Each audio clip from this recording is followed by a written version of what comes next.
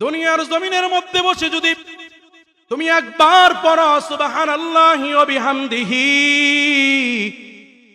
আল্লাহর পয়গম্বর বলে, সরকারে কায়নাত নবী মুহাম্মদুর রাসূলুল্লাহ সাল্লাল্লাহু আলাইহি ওয়াসাল্লাম বলে, পুরিসাত লাহু নাকলাতুল জান্নাহ, আমার আল্লাহ সাথে সাথে জান্নাতের ভিতরে ওই বান্দা আর বান্দির জন্য একটা খেজুর গাছ লাগায়া দেয়।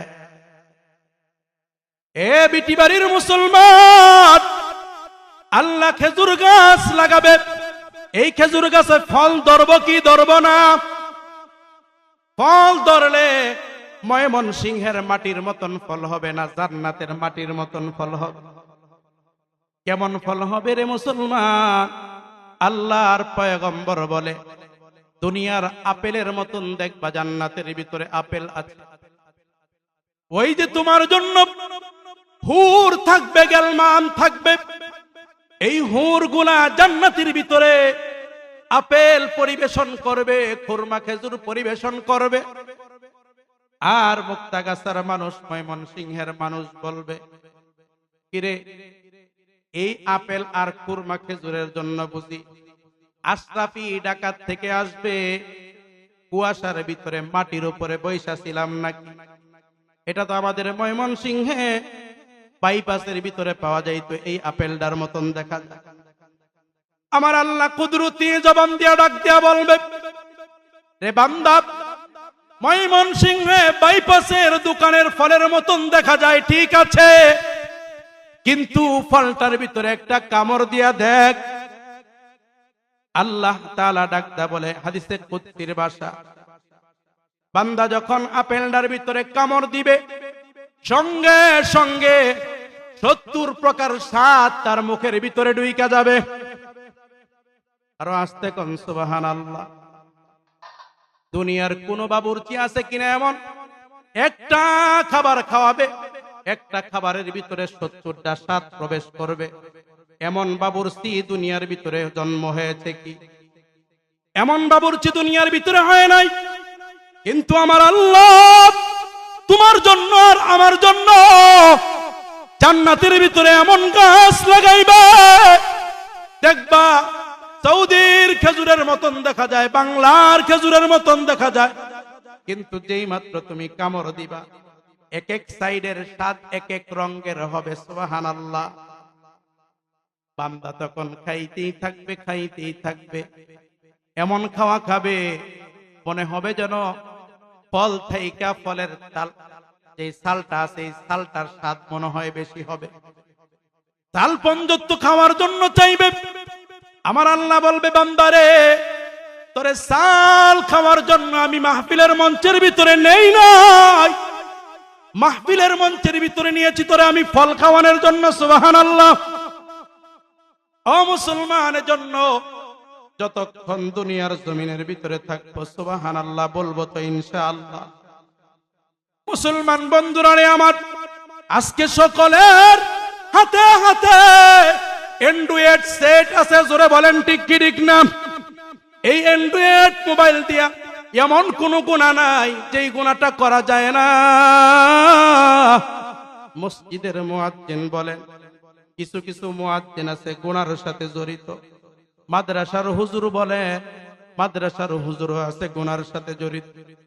ও মুসলমান, সাধারণ যুবকদের কথা আমি বললাম না, যেই যুবকগুলা নামাজ পড়ে তারাও গুনার সাথে জড়িত। জোরে বলেন ঠিক কিনা? এই যে অ্যান্ড্রয়েড সেট, মসজিদের মুয়াজ্জিন বলেন, মাদ্রাসার হুজুর বলেন, আমার মতন আশরাফি বলেন, দুনিয়ার সকল মানুষকে ধোঁকা দিয়া আইপিএল খেলা দেখে এমন হুজুর আসেনি?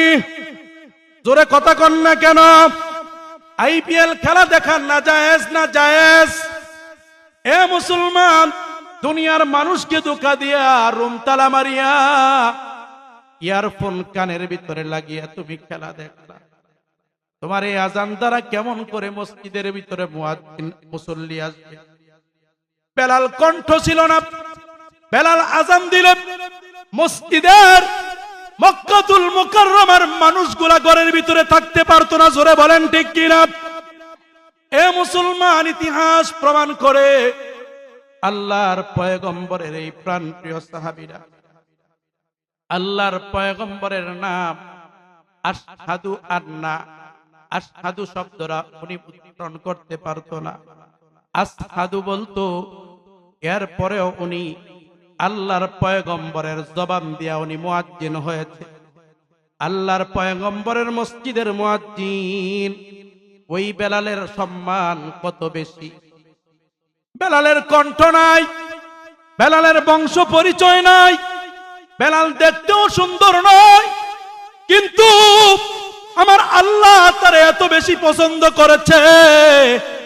আল্লাহর পয়গম্বর একদিন বয়ান করতেছে, সাহাবায়ে কেরামের সামনে বয়ান করে, সাহাবায়ে কেরামের দিকে তাকায়া তাকায়া আল্লাহর পয়গম্বর কথা বলে।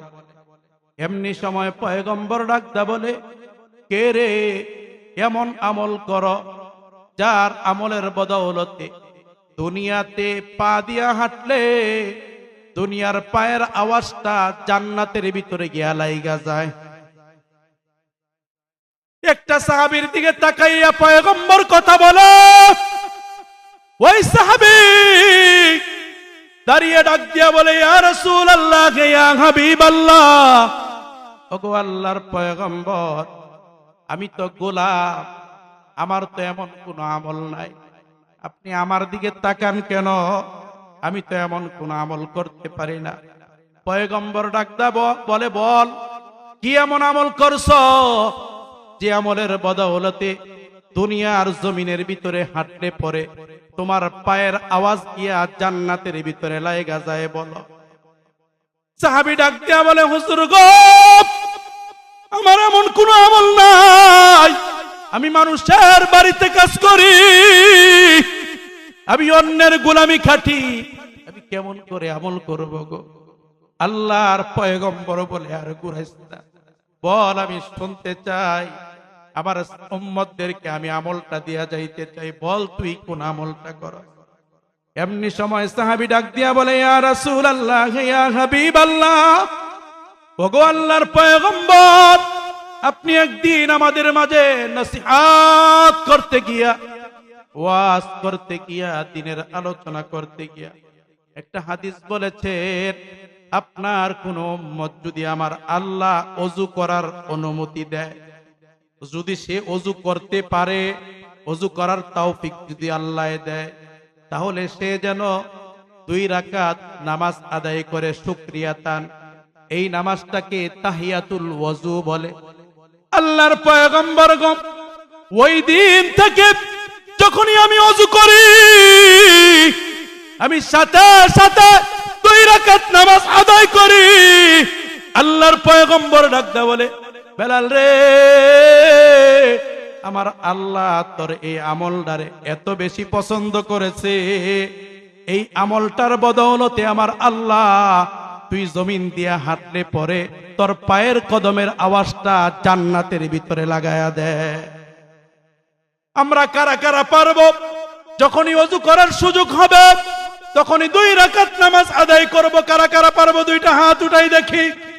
আল্লাহ কবুল করুক, সকলে বলি আমিন। আল্লাহ তুমি তোমার বান্দাগুলারে কবুল করো, সকলে বলি আমিন।